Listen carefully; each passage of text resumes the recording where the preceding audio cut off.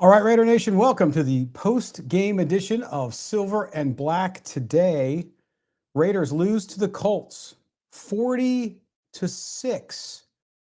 40-6. Raiders lose their fourth straight game. Can't find answers for just about anything, including Geno Smith. 2 interceptions again, should have been 3, but Geno Smith still can't find it. And hey, I'll be the first one to stand up. For those of you who said, hey, I never bought into the Geno Smith hype, I thought after game 1 and going into the season that Geno Smith would be a steadying force for this team. The opposite has been true. Geno Smith was not, after his second interception there in the second half, was not benched for Kenny Pickett. I know a lot of people out there that I was watching online wanted to do that, but guess what? Didn't happen. Pete Carroll wasn't going to sit Geno Smith, and that's the way it goes. Sometimes coaches rather lose than be wrong, and in this case, it's just tough to get. By the way, the video, if you're watching us live on video today, is brought to you by our good friends at Sleeper Picks. I'll tell you about them later, as well as our friends at Hog Media. And also, we are an Odyssey Sports original podcast. Don't forget to subscribe to the podcast wherever you get it. Also, if you're watching this on video, make sure to subscribe there as well. Give us a thumbs up. And don't forget, rate and review is always thankful. Or we're always thankful for that as well. And I got to be honest here. Listen, Mo and I both had the Raiders at 7 or 8 wins going into the preseason. That was our optimism. Many of you thought it would be even better than that. I'm not here to say I told you so, because you could tell me that too. This Raider team is not going anywhere. And this Raider team and its decision-making process, you know, I sent out a post on X last night and got a lot of hell for it, saying that the way this team and organization has been run thus far under new leadership has been troubling. It's been curious. Draft picks not playing, draft picks not ready to go. Now, we saw, of course, Jack Best and Bachman today, when they did get opportunities, did some good things. But when you look at that offensive line, again, struggling. Jordan Meredith, no. We saw 4 sacks against Geno Smith today, and it just isn't getting any better. And Geno Smith is telegraphing his passes, throwing bad balls, and it's hard to watch. And I know all of you out there are frustrated. And big announcement, of course, as you know, in the lead up to the show, we are going to bring some of you on live via video.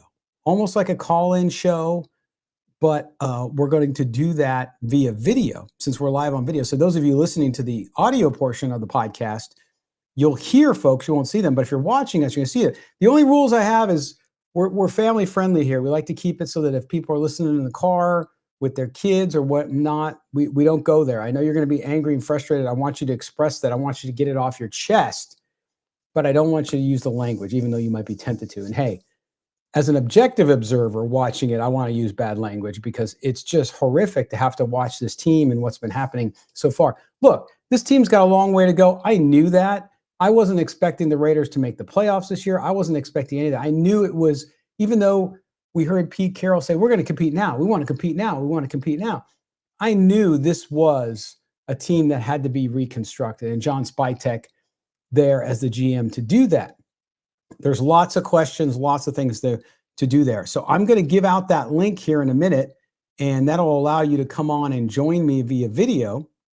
So stay tuned for that. But I do want to go over a couple of things first, and that is let's do some of the stats because, and I'll bring those up for those of you guys watching as well with the stats. You'll see, I'm going to put this over in this corner so you can see it a little bigger for those who are watching. But 40-6, if we look at some of the telling stats here with the Raiders, again, they just did not get things going. You look at some of the numbers here, for example, third downs, the Raiders 8 of 14, the Colts 8 of 10, total net yards for the Raiders, almost 300 to 317 for the Colts.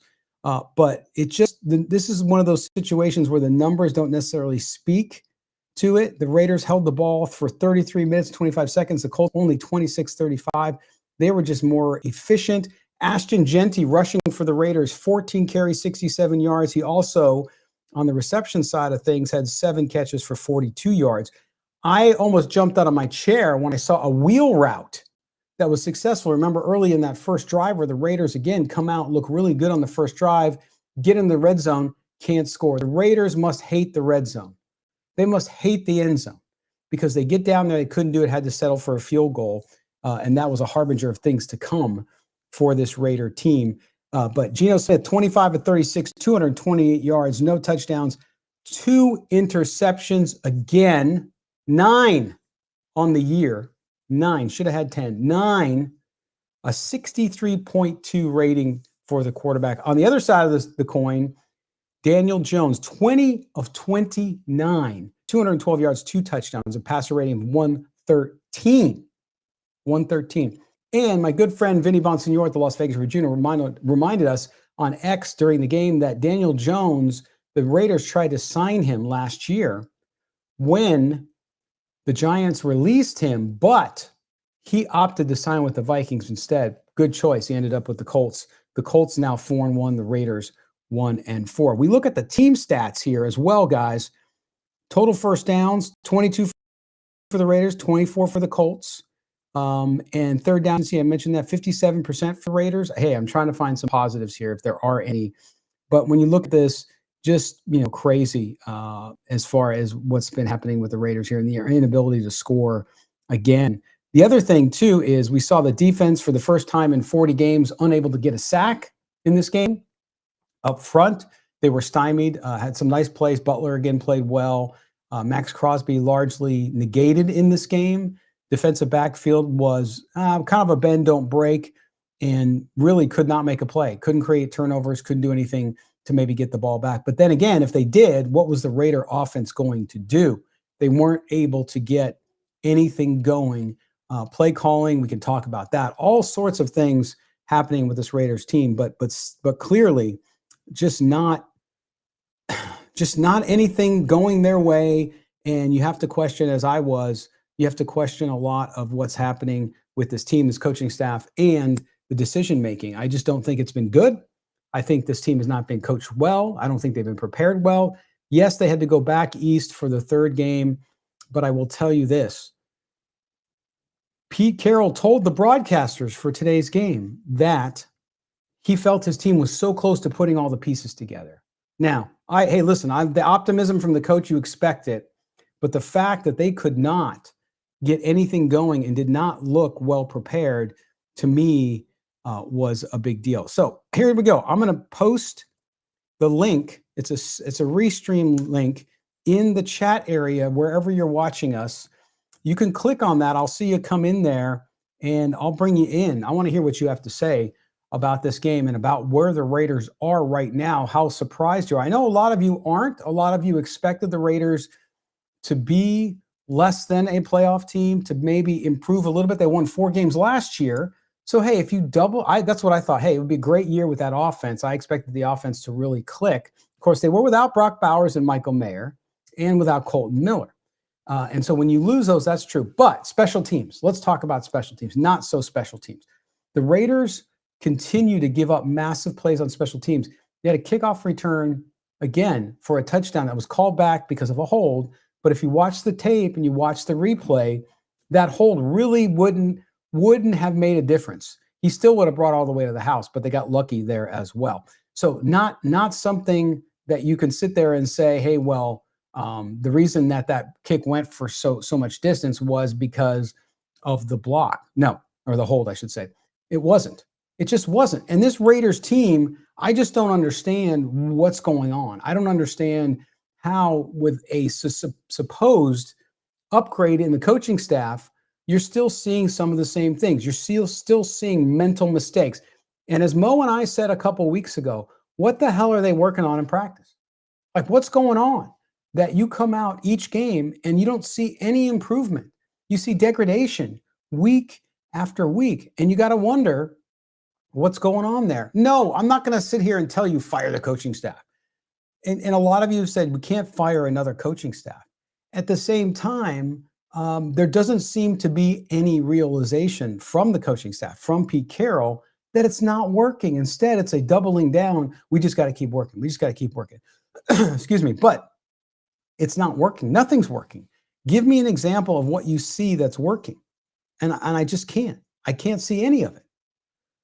It's just crazy. Anthony, yeah, at practice, Pete brought out the bounce wheel and wrestling coaches. Yes, exactly. You're having all this great time at practice, but you're not getting the work done. If you're not getting, you're professional athletes, professional coaches. It's not about fun. Yes, AJ DeMello, denial, absolutely, absolutely denial. And so that's one of the things. And we got a guest here. I'm going to bring on Dom. All right, Dom, here we go, buddy. There he is. Dom, what's up, man? Where are you at? Hey, how you doing, Scott? Good, buddy. Where are you? I'm at home, man, here in the Show Me State. Oh, that's right. How you doing, man? It's good to see your face after getting all those great calls. And if you know Dominique out in the Show Me State, he calls in a lot to the show, always has great takes and doesn't always agree with Mo and I, which we love, but he always has the mental acuity to explain himself, and it's always logical. And a lot of times you help me change my mind, man. All right, give me your lowdown. Like, I look at this game and I'm not going to say these guys quit, because look, I'm not going to question the effort, but I definitely question the preparation and the ability to get ready for an opponent that was a hot opponent coming in. This was a big game. If the Raiders could have came out and competed and maybe even somehow came away with a win, it would have been a big one. Tell me what you think, what you saw. Man, I tell you, I didn't see much. That's for sure. Yeah, I mean, I didn't expect us to win this game. Don't get me wrong, I didn't. But 40 points, 40-6, I was not expecting that at all. Yeah. I think my thing, Scott, with this team, year in and year out, and I called in and left a call as well, and I said the same thing. But the Raiders have to stop trying to do the quick fixes. They have to stop doing the Band-Aids every year with the quarterback, with the head coach. I mean, from Jimmy G to Minshew to Geno, we still don't have a franchise quarterback. And like I said, with the Pete Carroll hiring, even if that works out, that's what, 2 or 3 years at best. He's not your long-term answer. The Raiders, in my opinion, they need to commit to a full rebuild. Just commit to a full rebuild, hire a younger offensive head coach, and draft a quarterback in the first round. I mean, until they do that, and this is no indictment of Jacoby Myers or Max, but honestly, I would trade both of them. I would. I was just gonna ask you that, because if you're gonna do a full rebuild, and I don't disagree with you. I mean, I've been more and more pointing in that direction. We talked about it on the show this week. Mo and I did, and Murph and I talked about it last week. Actually, he brought it up on the last post-game show, because if you're going to do that and you're going to get right, so to speak, you have to have that foundation. I know a lot of people out there, Dom, are going to say, "Hey, man, you got to start with the trenches," and I agree with them. But in the NFL, number one priority for the future is going to be a quarterback. So the Raiders now, the way they're playing now, and a lot can change, right? I just don't have any faith that it's going to change much. No. But if they win 3 or 4 games again, you look at the Titans, who they're playing next week, who I would say are the one team that I honestly believe are worse than the Raiders right now. You look at that and you say to yourself, well, boy, you're still not assured of a top 5 pick, because we've seen the Raiders do this in previous years, right? Come on towards the end of the year, and what people say is winning meaningless games. So in that case, trading assets that you have gives you perhaps more draft capital, and you could move up if you really like one of these guys coming out, Nussmeier, whoever it is. I'm not endorsing one of them. I'm just saying, then you do that. And listen, I love Max Crosby too, but at this point, you're doing him an injustice, right? To keep him there, let him go. Jacoby Myers, they pretty much punted on that anyway. They're not going to sign him to an extended deal. So doing that makes a lot of sense. Now, if you do that, Dom, you have to have the right coaching staff there to do it too. Look, I was one of the guys that was high on Chip Kelly. I'm not anymore. And I was high on Chip too. And with that, right? I mean, if you don't have the coaching staff, bringing in a young quarterback, it's not going to help either, because you got to develop a young quarterback. Yeah. Yep. No, you're absolutely right. Yeah, and Genti too. Look, you only have a couple chips you can trade this year, I believe, because you're not going to trade Bowers, right? Michael Mayer unfortunately got hurt. He's missed a lot of time, obviously, last year with the personal issues and stuff like that. So he doesn't have much value either. So those are the two guys that you could move this year before the deadline to a contender who's looking for defensive help or looking for a wide receiver. And a lot of teams there's always injuries, always teams looking for people. Exactly. No, that's exactly right. But yeah, I just think the Raiders, they have to commit to a rebuild, man. They have to. These short fixes and band-aids, it's just not cutting it. I'd rather, and then another thing is getting the fans hyped every year by coming out saying, "Oh no, we're not rebuilding. We're in win now mode," and that gets the fans. It gets the fans thinking, "Oh, we're." But in reality, it's not working, man. It's not. Yeah, and a lot of people said that to me last night too. They're like, "Well, what do you expect them to come out and say? Hey, we're going to suck this year?" No, you don't. But to your point, Dominique, you manage expectations. Say, "Hey, listen, Exactly. We just got here. We have a vision." Like, for example, I've never heard the vision. Have you? I've not heard the vision of what they want this Raiders team to be. Like, it's never been articulated. So that's all you have to do is set the vision and say, "Look, here's our vision. We're not there yet. It's going to take time.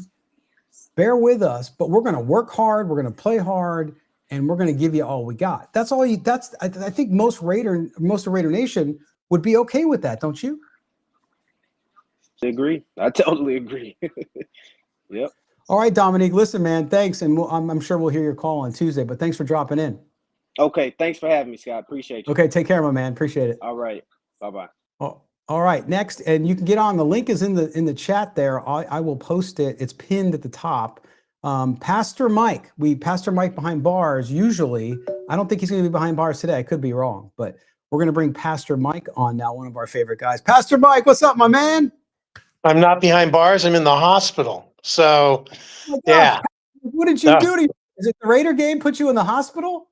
Yeah, it probably did. Yeah, for sure. So now, first of all, are you okay? You can be okay. I'm good. Yeah, I'm recovering. Had surgery on Saturday night. Had to have emergency surgery, but I'm doing fine.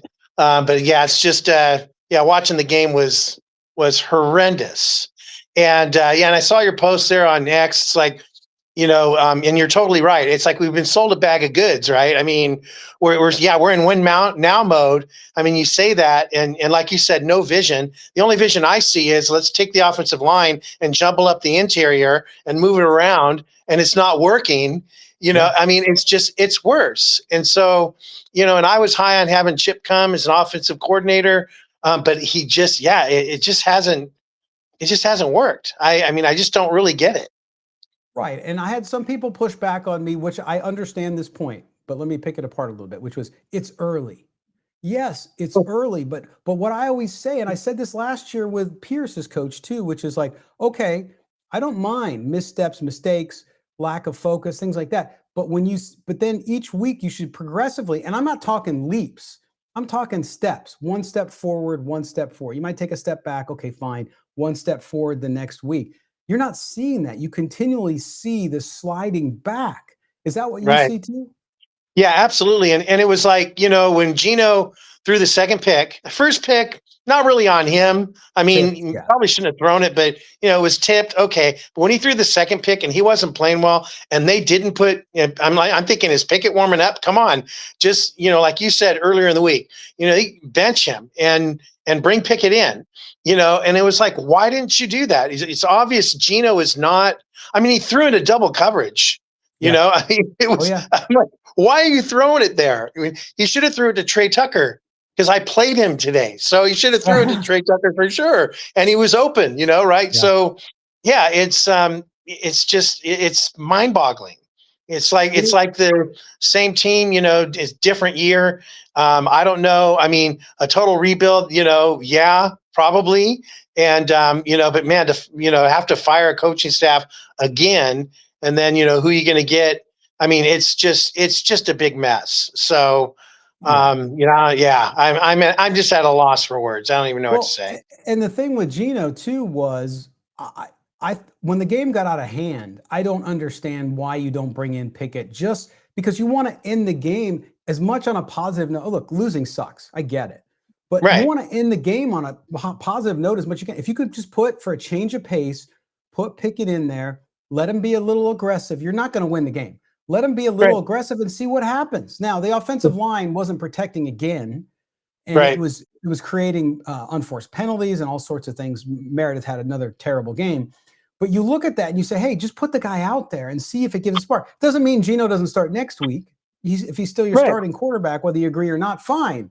But just your game's out of hand. Why not do it? So it's crazy. I just don't understand the mentality. And if you want to come at me and say, well, you're not a head coach in the NFL. Yeah, I know. But Pete Carroll's been around a long time. And so the decision-making for a guy that's been there so long is really befuddling to me. And it's for fans too. I feel worse for fans like you because you just want to see your team do something. They weren't doing anything.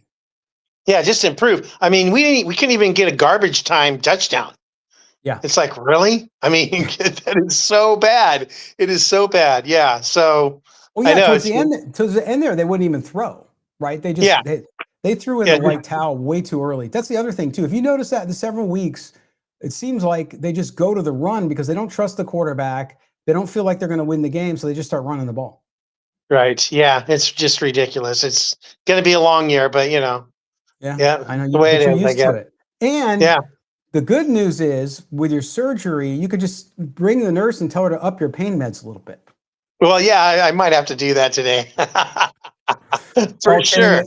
All kidding aside, my friend, I hope you get well soon. And it's good to see you. And we appreciate you dropping in, and make sure that you take care of yourself. And we'll talk to you this week coming up. All right, man. Yeah, talk to you later. Brother. You take care, man. Thanks for the work you do again, too, as well. You bet. Thank you. Bye. All right. There you go. There's Pastor Mike behind bars. Dude, the video, he's coming in from the hospital. I'll tell you what, Raider Nation always blows me away because you guys are so dedicated. But you could jump in too. The link is there in the pin to the chat. If you didn't see it or you can't see it or whatever, I'm gonna post it again right now. If you want to drop in and talk to me, you can do that. We certainly appreciate Dominique and Pastor Mike for coming in. And I know a lot of people don't like showing their face, I guess, but wanted to do that. And a quick note, Murph is not on the post-game show with me. He was in an accident this week. He was rear-ended by a semi-truck. Now, the good news is Murph is okay. He's at home. He's recovering. But clearly, he wasn't going to be able to make it for the post-game as well. All right, what I'm going to do is I'm going to step aside, take a quick break here so we can tell you about our friends from Sleeper who bring you the ads here. Sleeper Picks, of course, daily fantasy football. When we come back, we'll get to more of this. Again, jump in on the video. You can be part of the show. You can be my co-host. I've already had two great ones with Pastor Mike and with Dominique from the Show Me State. So make sure you do that.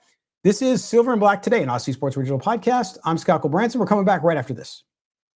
All right, it's time to tell you about our friends at Sleeper Picks. And guess what? They have a great special offer for you. For those of you who watch Silver and Black Today, use the code GENTY. That's GENTY. Go get a $100 match on your first $100 deposit to play daily fantasy football with Sleeper Picks. You're not going to find any better app, any better place, any more fun to play than at Sleeper Picks. And I'm going to pick my guys for tonight. A little demonstration to show you how it works. So let's go down here to the phone. Yes, Chiefs versus the Jacksonville Jaguars. Well, the Chiefs are going to win this game, I think. But I like Xavier Worthy here, more than 58.5 yards. He's due for that big game, just coming back from that injury, of course, which kept him out several weeks. And then you look at Patrick Mahomes, over 1.5 touchdown passes against the Jaguars. Yes, please. Let's sign up for that one. See how easy it is on Sleeper Picks just to go ahead and do that. I'm doing more than 1.5. And on the Jacksonville side, what are they going to do? Is Trevor Lawrence? I'm staying a little away from him, but Travis Etienne, does he get a anytime touchdown? I'm not so sure. But what I am going to do is I'm going to go down and pick 62.5 yards or more rushing. Will he get 63 yards rushing? I think so. You look at my entry for Sunday Night Football, Xavier Worthy, over 58.5 yards. Patrick Mahomes, over 1 touchdown, so I expect 2. And Travis Etienne at Jacksonville, 62.5. Go to Sleeper Picks, download the app, check out the rules and regulations on the website or on the app. Regulations do apply here, of course, not available in all states. But if you go today, use the code GENTY, that's GENTY, get a $100 match on your $100 deposit from Sleeper Picks. What are you waiting for? All right, we're back here. Segment number 2 of the post-game edition of Silver and Black Today. an Odyssey Sports original podcast. Raiders lose 40 to 6 to the Indianapolis Colts out at Lucas Oil Stadium in Indianapolis, Indiana. Site of Mark Sanchez's incident. Ooh, that was crazy. Isn't it? Stabbed, got arrested for apparently getting in a fight with a food truck driver. Not like a food truck you buy tacos from, but like a delivery driver. We don't know the whole story yet, but really wild stuff. But we're here talking about the Raiders. We're also inviting you to join me. Be my co-host. Murph is laid up after his car accident, so he's not with me today. So I'm inviting you. We've already had two. Dominique from Show Me State, and of course, Pastor Mike behind bars is in as well. And now we're going to bring in somebody else. Don't forget, too, to subscribe to the show wherever you get your audio. Look for Silver and Black today. And do me a favor, rate and review there as well. If you're watching us on the video, thumbs up. Also, subscribe, hit that notifications bell as well. All right. Kevin is with us. Man, what's going on, brother? How you doing? How you feeling after that ass kicking? It hurts hard, dude. It really hurts. First of all, thank you for giving us this platform to come on as fans and share our frustration. And it's funny too, because like I'd be looking at typing something angry or something. I just have to follow you on X and you're like reading my brain here. So it's good to be on here. Thank you. Of course, man. No, I appreciate you being with us. And that's the thing, you want to get it off your chest. And I think for Raider Nation, look, I've done this show for 8 years. It's been on the radio in Las Vegas for 8 years. I've been following you since day one, Scott. Ever since you were in, the Raiders were still in Oakland and you were in Las Vegas. Yep. And I remember Rossi calling in, and that's how Rossi and I became friends. So yeah, yes. I've been there since day one, brother. Appreciate you. Well, I appreciate that very, very much. But yeah, I mean, 8 years ago started this, and watching Raider Nation go through all these different ups and downs is really hard, because I've gotten to know so many of you, and it's so great, and you're such great fans that for me, of course, I would like the Raiders to do well for the show purposes. Of course, it's always better to talk about good things than bad things, even at a time in society today where on social media and all the negative gets all the attention. You want things to go positive. And for the fan base, as I've gotten to know all of you over the years, I just want them to win for you. And it gets tough, right? Because this year, I thought it would be much different. I was one of those people. I raised my hand and will take all the blame and consternation for saying it felt like there were adults in the room. Now I don't feel that way. It's interesting you brought that up, because, I'm the co-founder of the Fandom Podcast Network, and we cover all types of fandom. And my good buddy, who is the co-founder of this network with me, Kyle, he and I are both huge football fans. He's a Chiefs fan. I'm a Raiders fan. And it got to the point to where we're doing all these different fandoms underneath the Fandom Podcast Network. And I'm paying attention to all of my friends on all you guys that are covering and putting all this effort into covering the Raiders. It got to the point to where we had our own little NFL like reaction show. I had to stop doing it because it was just not fun. And when you guys keep coming back, and I see it, I see the frustration on your face, on Mo's face, and you guys are impartial and you're still doing it. And then I look at Murph and Swag and Michelle and everyone else, and you just see this deadness that's starting to glaze over their eyes. And it's a really, Murph just said it last week, and thank you, Murph, for still being around with us. Yeah, absolutely. I'm so glad he's doing well. But I see the frustration, but as Murph always says, and everyone says at Raiders Fan Radio, that it's Raider Nation that really keeps them coming back to the show, keeps them and cultivating that family. And you guys have that as well. And that's why I'm just sad for us in Raider Nation, because I see the money that we're spending on these trips, going to Allegiant Stadium. And it's just, I don't know any other dedicated fan base. I've gone to London to see them, and I found out it's cheaper to go it would have been cheaper for me to go to Indianapolis this weekend than it would be to go to drive 6 hours from here in Southern California to go. But I don't want to go. Murph alluded to last week, he's becoming apathetic. Me too, Yeah, no, it's hard. And listen, I've from day one on this show, I've shared with people that I grew up a Charger fan, right? And I had people early on who wouldn't listen to the show because, oh, you're a Charger fan. But I was done after 2014. And some people judge me for that, and that's fine. But I was just done because that organization. You're not alone. Well, there were great Charger fans. Yeah. But nothing, not anywhere, not even in the same universe as Raider Nation as a group, right?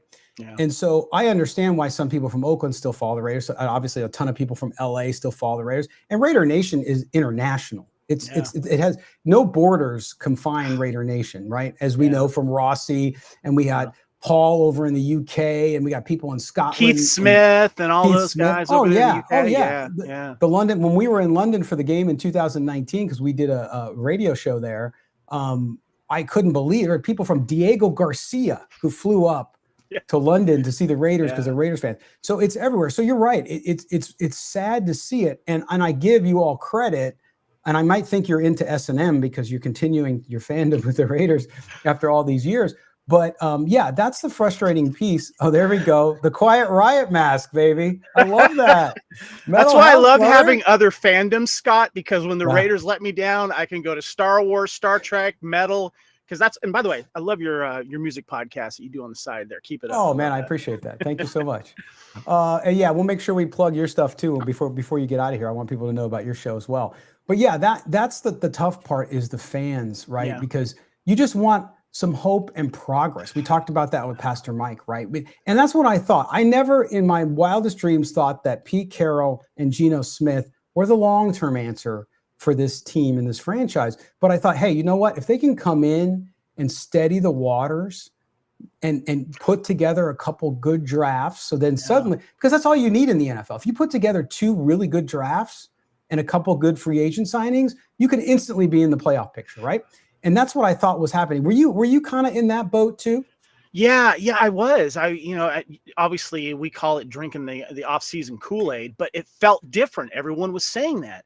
Yeah. But it happens every year. It doesn't matter who's running it. It just feels like we get these wonderful young talent, and it's just not cultured right. It's just not taught right. Something is there, and it's like I'm starting to look at body language. I always pride myself on body language, and I'm looking at like Ashton Genty's body language, and I'm going like, I feel bad for that kid right now. I mean, he's got so much talent, and I'm looking at along the sideline. I'm looking at the coaches, and like even Pete Carroll's body language is horrible. And I'm not even going to go into the press conferences because you've covered that perfectly, and I agree with everything that you guys have said. But yeah, it's a sad state. I mean, it feels like I think Swag Jeff said it best. It's like we're best in the offseason, as fans, Winning and the offseason. We're trying not to put on the rose-colored glasses. And poor Michelle's saying, I gotta wait until they prove it to us. But each year there's just like we get excited and we get let down every year. Yeah, and that's the thing too. People, I don't talk about it a lot because I'm not a breaking news reporter. I'm not trying to say, hey, excuse me, I have all this inside information. But there are several people that I talked to inside the building with the Raiders, right? Because I was in Las Vegas. I was there when the stadium was built. I was there that first year with COVID, and we were the only people in the stadium because there's no fans allowed. Yeah. And from several of them, they've told me that there's not a shared sense of we know where we're going internally. And that to me is really concerning because when you hear that from a guy, this guy might not work on the field with the team, but this guy works with the team. And you're saying to yourself, what's going on then? Wait a minute. I thought, Tom Brady's there. All this stuff is there. And it's supposed to be, like I said early on this season, adults in the room. But you're right, the body language. And then you talked about the press conferences. Yeah. That's what struck me was why so defensive? Like, why are you? And look, again, I have lots of friends in the Las Vegas media, and I know some of you don't like them, but they're good people. And they don't, it's not like the New York media where they're antagonizing coaches and players with questions, right? But yet they're defensive. And so to me, and that's part of that body language, what are you seeing on the faces? Now, look, losing sucks. I get it. It's a lot better and a lot more fun to answer questions when you're winning football games than it is when you're losing games. But man, you question any decision-making or even just ask, hey, what was your thought process on why you did that? Yeah. They don't even want to answer that question. That's really concerning. Yeah, you can always tell when someone doesn't want to answer something. It's always about body language. Or to quote Miyagi in the famous 1984 film Karate Kid, always look eye. the eye, the expression, everything says something. And I know Murph, he likes to notice that as well. And you can always tell when someone doesn't want to answer a question, always doesn't, or wants to evade something. They'll pick something out or whatever it is. And I know it's a fine line. And thank you, by the way, for explaining to Murph on about how to approach the eggshells that you guys got to walk on, and what Vinny Bonsignor has to do. I have to carefully phrase things, but as astute fans, and by the way, give it up to Pastor Mike from the hospital bed. That guy, I love that guy. I love your callers, by the way, they're wonderful. But yeah, you said earlier in this show, like as fans, and I think Pastor Mike says, if we can see it, why can't they see it? And why aren't they doing something about it? That's the most frustrating part. I mean, we're sitting on our couches and we're like, really?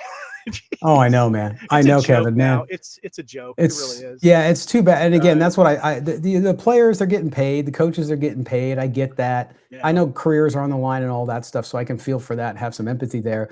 But for the fans is where I feel it. Kevin, let everybody know about the stuff that you do and where they can find your podcast. I appreciate that. Yeah, we're part of the Fandom Podcast Network, and both me and my buddy Kyle are fans of all the Star Trek and Star Wars and Highlander, and I even got a hair metal podcast that I do. We talk about movies all the time, so everything you see behind me is what I'm podcasting about, and it's so nice to have other fandoms to where if the Raiders let me down, I can turn to something else to just cover that pain up. But I still love my Raiders. I will always be a Raiders fan, but it hurts. It gives you a really thick skin. I'll tell you that right now.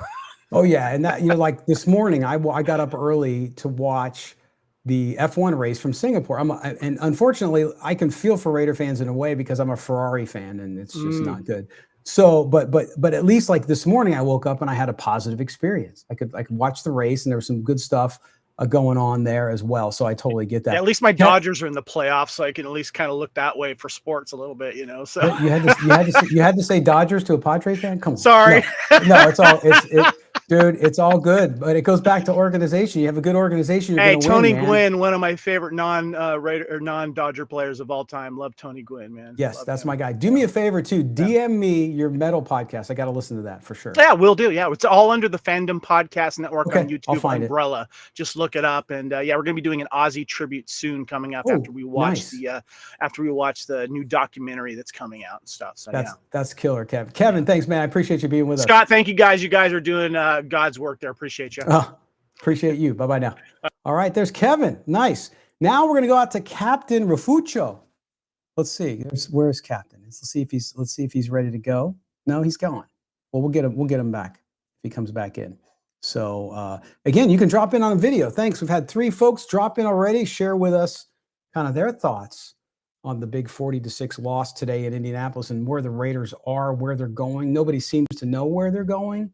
Yes, you need to build. Yes, you need to get better in the trenches. No question. That's how you win in the NFL, in the trenches, but you also have to have a quarterback. And the bottom line is Geno Smith's not getting it done. I know they're going to roll him out there next week in Tennessee, or against the Titans, I should say, as a starter. I have no question. Pete Carroll has a track record. He's not going to sit. I'm not saying Kenny Pickett's a savior, but Kenny Pickett doesn't turn the ball over. Mo and I talked about this on Thursday. Yeah, he's about 500 as a starter when he was with Pittsburgh. And he doesn't have the arm Geno has. Excuse me. But you can't keep turning the ball over. And listen, yes, the first interception was tipped, but it was also forced in. The ball was forced in. Geno Smith is holding the ball too long. He's making bad decisions. And a guy, again, I'm not saying he's a top 5 quarterback, but for a guy of his background, his experience, there's no way that it should be like that. He shouldn't be forcing that in. Now, everybody's got a bad game. I get it. He had the 3 interception game. You got it. Understood. But the numbers are so glaringly bad that if his name wasn't Geno Smith and his name was Carson Wentz or somebody else, I have a feeling he'd be on the bench already. So the Raiders have issues all over. Don't get me wrong. But in the NFL, the quarterback play dictates how you're going to do as an offense. And this offensive line, yes, struggling, but they still are not moving the ball when they get in the red zone. I mean, this goes back to even when John Gruden came back in his second stint, there was no improvement in the red zone. at all. So to me, that's what's frustrating as well. And listen, for me, just to have to watch these games and see that, you just want to see the team do well. And I know as fans, you do, of course, you want them to win. But to watch how this is all gone and to see just a continued malaise, there's no improvement anywhere. We saw improvement in the offensive line last week. Then Colton Miller gets hurt. And then we saw Jordan Meredith fall back again this week and have a terrible game. And I got to watch the all 22 when it's available and focus in on that line and see what was happening. But you also have to give credit to Indianapolis. Look, Indianapolis, look where they were last year. Anthony Richardson wasn't ready, may never be ready. The day he was drafted, I said he would never make it in the NFL, that he'd be a tight end. I was wrong about the tight end piece, but he's clearly not doing the job there. And Daniel Jones on a 1-year deal with the Colts, guess what? They're going to sign him as soon as they can, I think. He's doing really, really well there. He was so efficient today, 22 of 29. I mean, that's what you need from your quarterback. That's Daniel Jones. A lot of folks would have said, Daniel Jones, pfft. And a lot of people did. They just kind of fluffed it off when he signed in Indianapolis because they said, well, they have Anthony Richardson. He's just going to be a backup there. Look what's happened. See, it goes back to roster decisions too. And this is where John Spytek owns us. Look, I know he's only been there a bit. I'm not ready to pass judgment on all the draft picks. And I like Jack Besh. I think he's a good pick. But in the second round, nobody had him above a third or fourth round. So why didn't you, and you got 2 offensive linemen in the third round who've yet to be active. To me, that points at you drafted, you needed instant help on the offensive line, and you drafted projects in the third round. So you're not benefiting from that at all this year. You're not going to hit on every draft pick. Never my expectation. Ashton Genty's going to be the guy. He's fine when he's not hit behind the line every time he gets the ball. But how you use him too, that goes back to the Chip Kelly stuff, how the coaching decision, what's happening there. And then on defense, you got a whole nother slew of issues, including the stuffs up front. We got some time left. If you want to jump in, join me. Click the link. If you didn't see it, it's pinned to the top, especially if you're on YouTube. But I'm posting it again into the chat for all the channels, whether on YouTube, Facebook, Twitch, Rumble, X. It's there as well. So you can jump in and join the show here before we head out. But that's just how it's ended up. And again, I feel bad that all this stuff, and I don't look back. I've gotten a lot of message like, wow, I bet we're sorry now that we got rid of Rich Bisaccia. I never thought Rich Bisaccia was going to be a head coach. Great special teams coach and a great man. I mean, that's the kind of guy you want in the locker room, no question. But that, and then a lot of people, I wish you had AP back. No, AP wasn't a good head coach either. I'm not saying Pete Carroll's done any better, but certainly not the answer. It's not going backwards. It's how you move forward. And the Raiders, I thought, really were moving forward and doing well with what they were doing, at least in the interim. And I just don't see it now. And the results on the field, for anybody who thinks that we're being too negative or whatnot, it's not that at all. It's just, you have to look at the results, and the results speak for themselves. This team is worse than it was last year in many ways. I mean, the special teams, I just don't understand. So all 3 phases of the game are just not getting it done. And you have to look at that. Who coaches the offensive line? We talked about this a couple of weeks ago with Brendan Carroll. He was somebody Mo talked about and said, hey, I have a lot of questions about him. And sure enough, he was right. Mo was right. Nostradamus strikes again. All right, we're going to go out. Captain Rufucho, what's up, my man from Mexico? Can you hear me, buddy? Oh, we see you, but we can't hear you. Now you froze on us. I don't know what happened. Let's see if he comes back in. We'll try to get him back in here in a minute. All right, there we go. I know he's down in Mexico, does a podcast too in Spanish. For those of you who speak both languages and you want to listen to him, he's good too. But yeah, so look, there's no easy answers here. A lot of people, so what would you do? Well, crap, I'm not going to sit there on X and give you 14 pages on what I think I would do. And I'm not always right. I'm wrong all the time. I get it. But having watched this team as much as I have over the last 8 years, I know what doesn't work. And I know what the Raiders are doing right now is not working in any way. So, that is what it is, but we'll see how it all goes down. Now, coming up this week, we're going to get into on Tuesday. We'll go a little bit deeper on this game after Mo and I watched the film. We'll talk about that. We'll also take your calls. So if you want to call in too, by the way, it's 702-900-7869. That's 702-900-7869. My advice to you, we get a ton of calls. I can't get them all on, or we'd have like a 4-hour show, which we just can't do. But if you call, I would call in today, since we're just after the game, everything's fresh in your mind. We already got a bunch of calls today, but don't let that dissuade you. If you're a new caller, especially, I'm going to put you at the top of the list and get you on. So 702-900-7869 to let us know what you think, and Mo and I will comment on your questions or your take on where the Raiders are at and how this game with Indianapolis went down, for sure. So let's make sure you get on the phones and do that. And then Thursday, of course, we'll preview the Titans game. We'll also have a guest to talk about the Titans a little bit and tell you what they're going through, because they are in a bad situation. They are worse than the Raiders. Doesn't mean the Raiders will beat them. Of course, I at this point, I can't pick the Raiders against anybody, including the Titans. Just can't. Even though these two teams are both at the bottom of the barrel right now in the NFL. So that's what we have coming up this week as well. Might have to do a separate caller show this week as well. So if your call doesn't get in on Tuesday's show, look Wednesday. I might drop a separate podcast and video on just a bunch of calls. So dial in 702-900-7869 is the number. Well, we're going to wrap it up. I mean, you guys are been great, and I appreciate everybody who jumped in on video. Especially got to give a shout out to Pastor Mike behind bars, who was in the hospital, had emergency surgery just a day ago, and he dropped in on the video. Remarkable. Shows you the passion and the loyalty of Raider Nation, and you guys definitely deserve better. But we appreciate you coming in on that one as well. Well, Captain Rafucio's back. I'm gonna try to get him in one last time before we get out of here. There you are, man. Hey.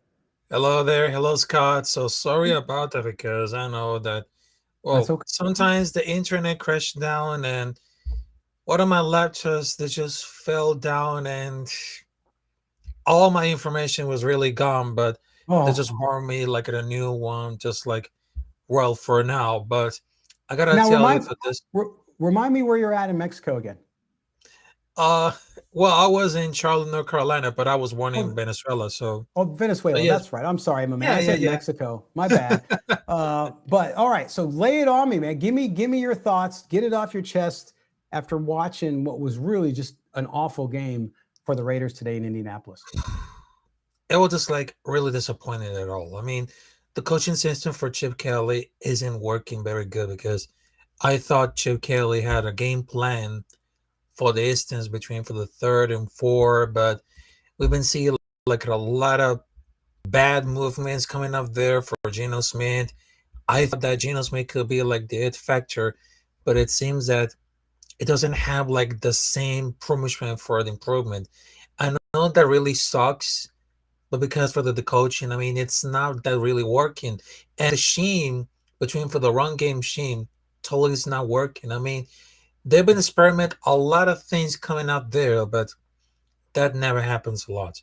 And I know that Chip Kelly needs to understand why a college football run game isn't working for the NFL level, because there are so many trusting all around for this time. Because I understand that Aston Genty and the rest of the offense can be really improved, but between for the bad throwing, the bad accuracy for Geno Smith, that needs to get repaired sooner or later, or else they're gonna bench for someone else, just like Kenny Pickett. Yeah, and that's why I thought late in the game, I said it earlier, that I don't know why you just didn't go to, when the game was out of hand, why not just go to Kenny Pickett, get him some reps, and just give the offense maybe some positivity to end the game on. But you're right about Chip Kelly, because I look at Ashton Genty, and I know he was out without Brock Bowers, a huge piece missing on your offense. I get that.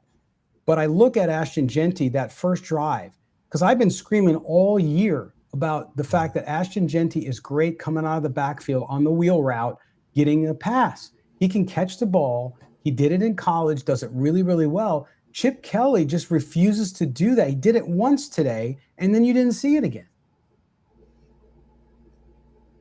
Exactly.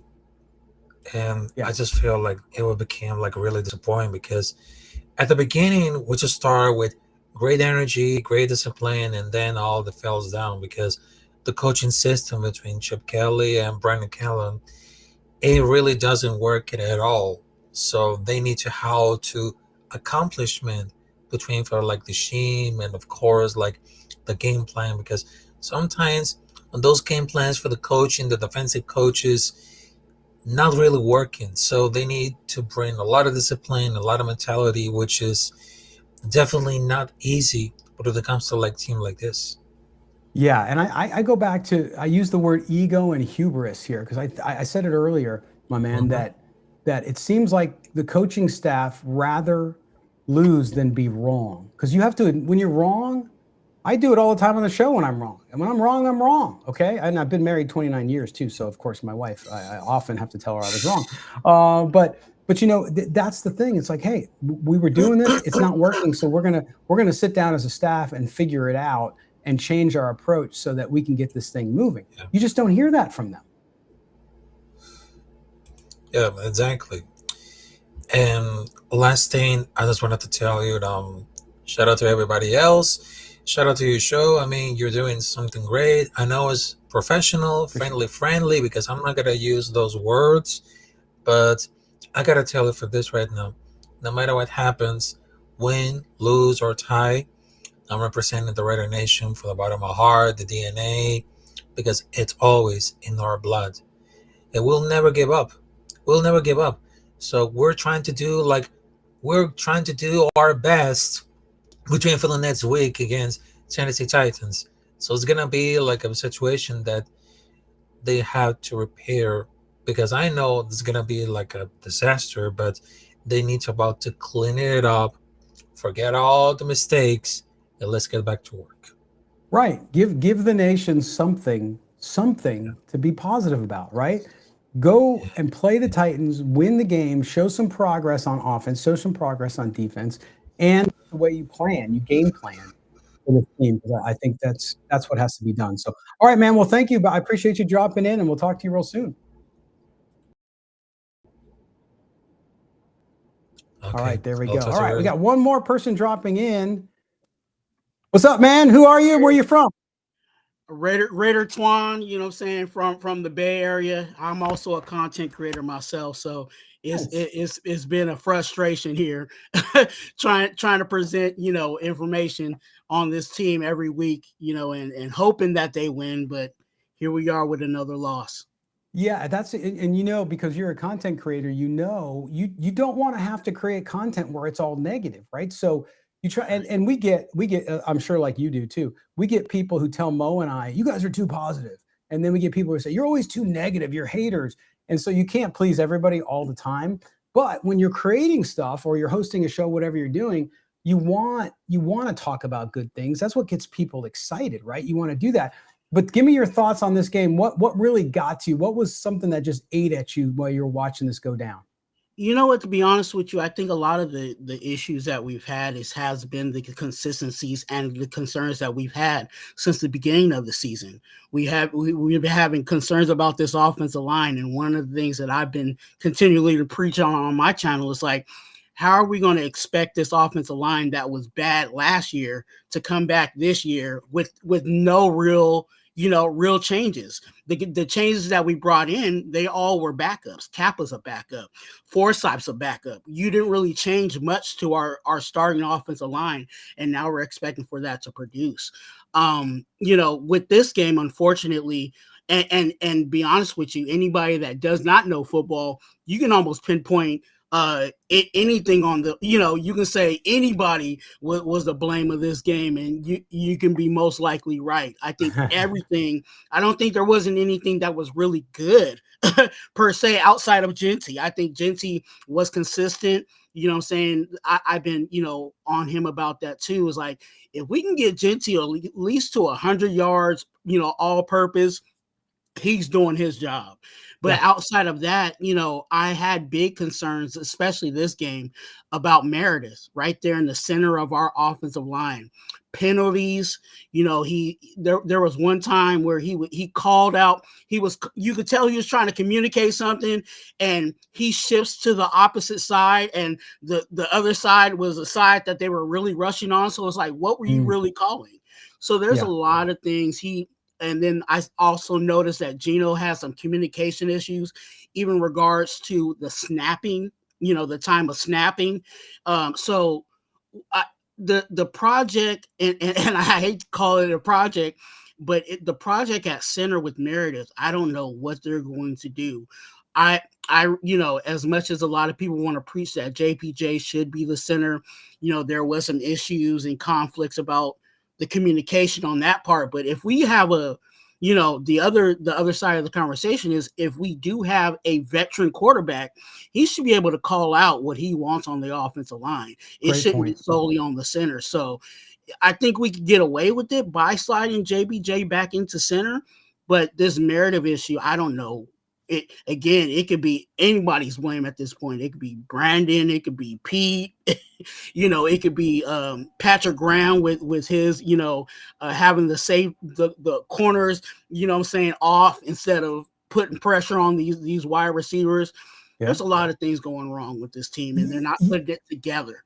Yeah, and I'll tell you what, you bring up a really, really good point, and that is on the communication issue. You gave good examples of the line, the quarterback.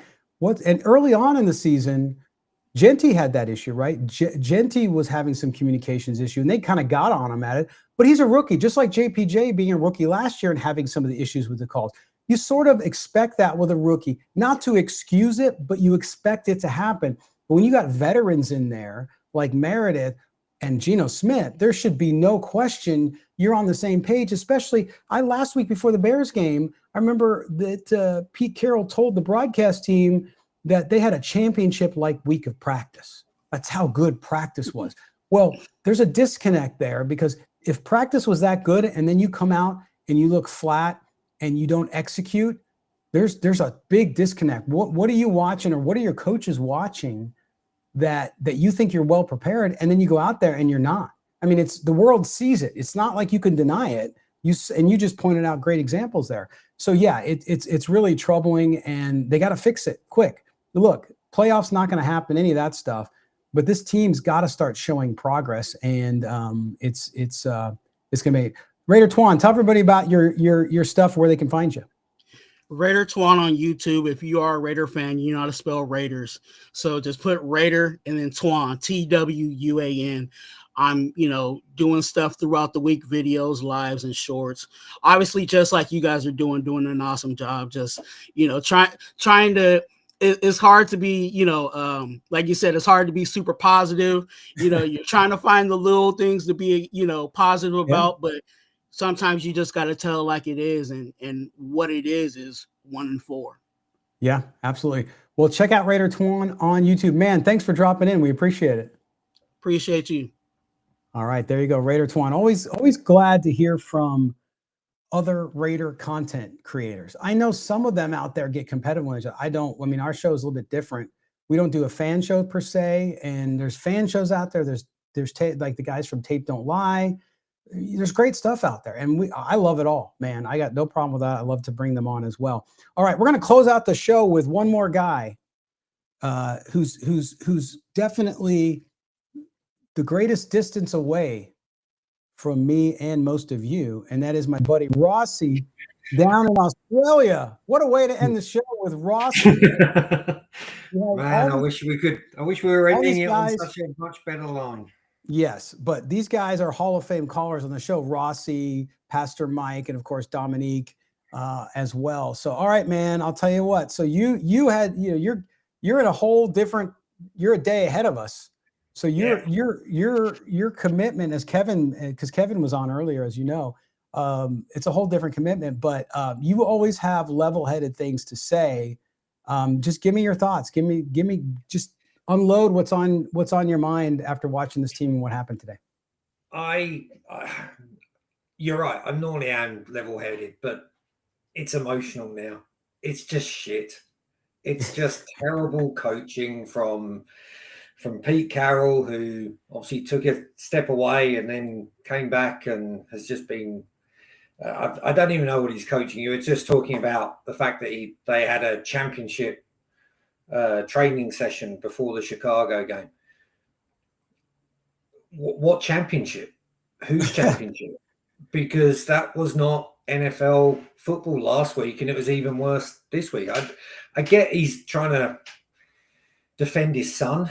I get that. Yeah. But Jesus Christ, man. Just wake up, smell the coffee.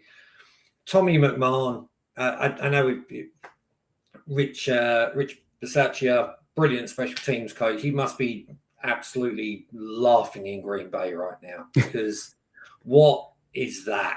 Like, we've always had, historically, going back to Ray Guy, for God's sake, and Chris Barr, that's how far I go back. We've always had great special teams, a punter and a kicker that just knows what they're doing. Nobody knows what they're doing on the field anymore. The guy before, again, talking about Meredith, I actually thought he was bringing in a plane at one point, because his hands were going all over the shop, and Geno's just going, he's a fucking ball, man. Sorry, pardon. And then Geno's a whole. That's a whole different therapy session. Kevin and I met pre-season in Australia. We went for a beer, and I just said, the moment Geno was signed, it's not for me. He's last year, mid 30-year-old quarterbacks, they don't bring it back. They never have done. He fell off 16 interceptions last year. Jesus Christ, by week 8, he might match that, because he's to use Sam Darnold as a reference, he's seeing ghosts out there. He's the second pick. The first pick, you go, whatever. But the second pick is unbelievable. No NFL quarterback should be throwing into double coverage 2 yards off the line of scrimmage. It's not like it was down the field. It was 2 yards. What else is he seeing out there? Yeah, it's hard to know. But let me ask you this, my man. If you're Pete Carroll right now, knowing how things have gone, what do you do? You're playing, your best chance to win is going to be next week against the Titans, because they're that bad. What do you do this week, both from a player personnel standpoint and from a game planning perspective? What are you going to do to change things and to start turning them in the positive direction? Let me ask. I always hate answering a question with a question. Does he want to win? You would think so. The guy. I mean, listen. We're not going back to last year where it was the Shador Sanders or Cam Ward, and scouting department seem to have got all of that right. Nobody's really distancing themselves in college football at the moment to say, hey, I'm the next guy. Maybe the Miami quarterback who threw for 4, but nobody's in the Archie Manning sweepstakes in any way, shape, or form. So you look at it and you go, okay, so let's progress. You've got a generational talent in Genty. You've got a generational talent in Bowers. So the offensive side should be looking after itself, really, apart from that line and apart from Geno's decision-making. I don't actually understand why Kenny Pickett wasn't put in for that last quarter. I don't either. I said the same thing. Maybe it was a helmet issue with a microphone. I don't know. We saw that on the sideline.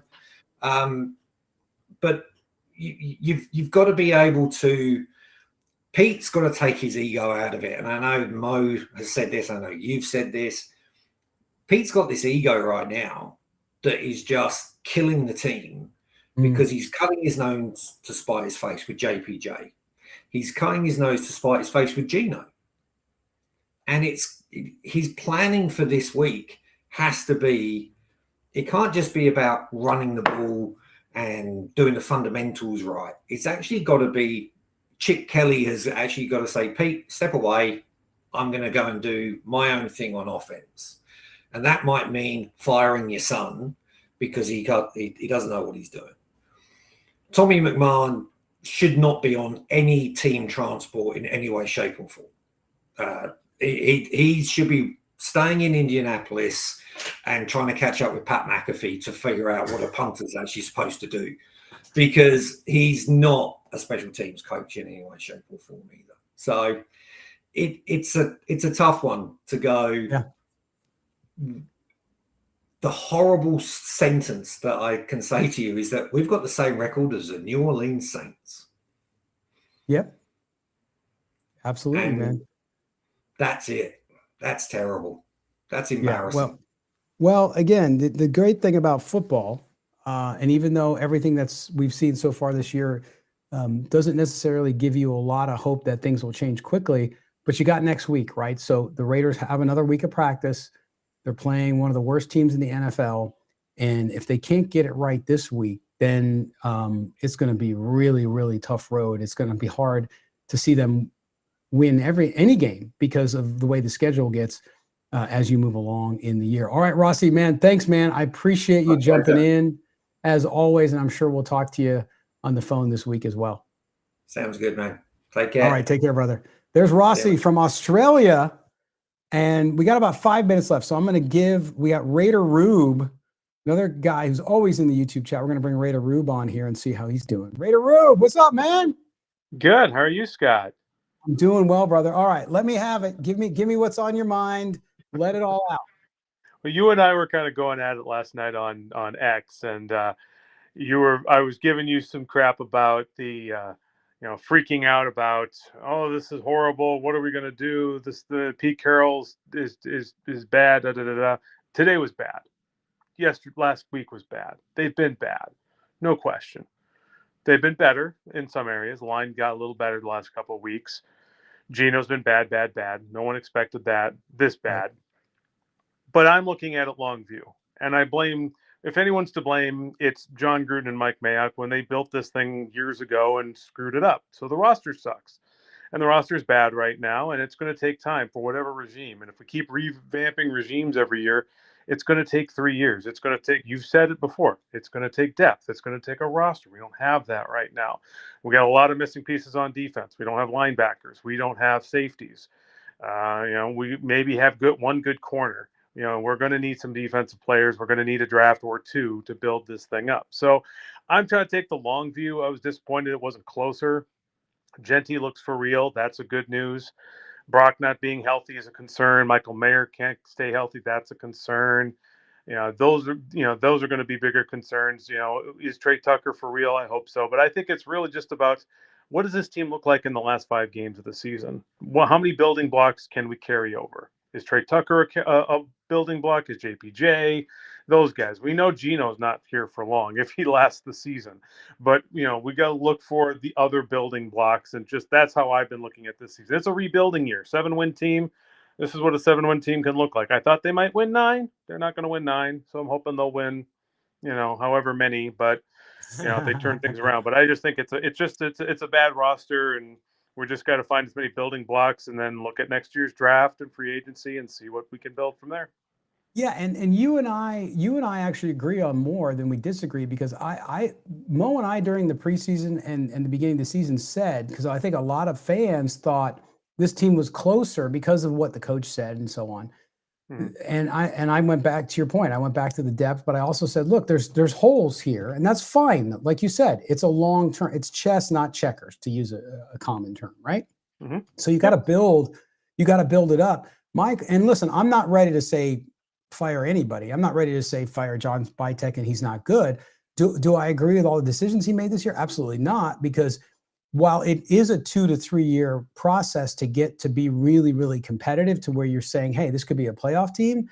The problem is with what they did, not only in the draft, I agreed with, some people still disagree with me on Genty at 6, and that's okay. It's a logical disagreement, because I can see the Mo disagreed with me. He wanted to go offensive line. It's hard not to argue that when you look at the offensive line right now. At the same time, Jack Besh, like the player, 2nd round, not so much. Not because I don't like him or that I wouldn't have taken him myself, but 2nd round, you could have got an offensive lineman in the 2nd round. Then, if you're not going to do it in the draft, then what free agents are available? Well, the free agent he brought in was Alex Kappa, because he played for him down in Tampa. And everybody knew Alex Kappa was the worst offensive lineman on one of the worst offensive lines in the league last year, which was the Cincinnati Bengals. So that's where when I talk about roster mismanagement and things like that, that's where I think some of the misses early on have been. Some of these draft picks, we don't know, right, Rube? We don't know if they're going to be good or they're going to pan out. Like some of these guys that have been inactive, the 3rd round draft picks like Grant and so on, who I would have liked to seen in there today instead of the other guy. So it's like you look at that and you start to say, okay, is it Spytech with talent evaluation, or is it the coaching staff not making good roster decisions or game decisions when it comes to who's starting? That's where my bone is to pick, is really with that, because I'm 100% in agreement with you. I always thought that this team, that to me, Pete Carroll would be around for about 3 years. In year 3 is when they would start to make that really upward trajectory move. And then they do well, he retires, and maybe they have the coach in waiting, or they go get somebody, whatever maybe it is. But I always looked at him and Geno, who I was wrong on. I thought Geno would be consistent and not be what he's been. And then this team would be in a better place and building a better foundation. Yeah, I agree. I just think there's so many holes. Spytek's only got so many fingers to plug them with. So he started with what he thought. I'm only guessing. He's the professional, but he's thinking that, look, we need receivers. These are the guys that we like at receiver. We need linebackers, but we don't like these linebackers maybe where we're drafting. And he didn't want to go nuts in spending in free agency. Look how that's worked out for him between Christian Wilkins and Devontae Adams and Chandler Jones and Antonio Brown, and the list goes on. Big money free agents don't really help. So I think he was just looking for bodies, and he's looking at it as a rebuild. Pete Carroll, he's a USC coach. Of course he's going to lie and say, yeah, rah, rah, rah, we're going to win, we're going to win, we're going to win. We're going to compete. We're going to compete. That's what he does. He's been convincing high school kids to play football for him. That's his nature. So and no coach is ever going to come out there and say in a rebuild, yeah, we're rebuilding. They're going to always say, we're trying to win, we're trying to win, we're trying to win. So I'm not too worried about what Pete Carroll's ever said. I've drank the Kool-Aid a little bit this year, but I'm more interested in what Spytek's doing. What is he doing? How is this thing getting laid out and built? And maybe he is wrong. Maybe we find out in 2 or 3 years, yeah, he didn't do this right. But I think we got to give him 3 years. I wanted to give Telesco 3 years because I thought he was doing some good things, but I'm more than happy to give Spytek 3 years. But if we keep revamping things every year saying, well, that didn't work, we got to, go out there and now let's go spend $80 million on a tackle who's not going to be worth $80 million in free agency, because those guys don't come out in free agency. Yeah, no, I agree with you. Great stuff, man. I appreciate it. As always, thanks for chiming in and for tuning in. We'll talk to you soon. All right, there you go. Raider Rube. All right, I love it. I love this chat. You guys coming on video. It's awesome. We got to do more of it. So we appreciate you doing it. Again, Raiders lose 40-6, now 1-4. Mo and I will be back on Tuesday. As always, we appreciate you guys being with us here on Silver and Black today. You guys make the show what it is, and we certainly appreciate you doing that. Just a reminder, Sleeper Picks, if you want to play daily fantasy football, they're sponsoring our video all year round this year. Get a $100 deposit match on your first $100 deposit and use the code GENTY, that's GENTY, to get that offer. All right, well, we're going to close out.